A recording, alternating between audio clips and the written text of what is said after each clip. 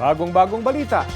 Nagtungo sa Department of Justice sa Maynila ang sparkle actor na si Sandro Mulak para maghain ng reklamo laban sa independent contractors na sina Jojo Nunez at Richard Cruz.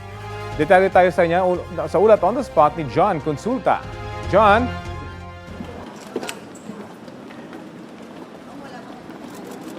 Go ahead, John.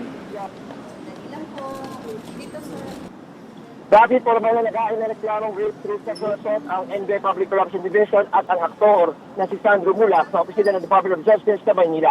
Kasama ang kanyang private lawyers at ama na si Nini Mulak. Pinarumpaan ni Sandro Mulak ang kanyang salaysay na nakapaloob sa mahigit 200 na pahinang reklamo. Ayon sa abogado ni Sandro na si Attorney Zarina Raz, kumpiyansa sila sa inihaing kaso dahil matibay daw ang kanilang mga ebidensya. Naging matipid naman, Rafi, ang pahayag ni Sandro na nagsabing lalabas din daw ang katotohanan. Bahagya naman naging emosyonal si Nini Mulak na naisan pala ang reklamo lalo pat di raw madali ang pinagdadaanan ng anak matapos mangyari raw sa kanya ang pang-aabuso. Dadiretso, Rafi, sa Senado ang NBI at si Nini Mulak para humarap sa pagdinig na na-schedule ngayong araw.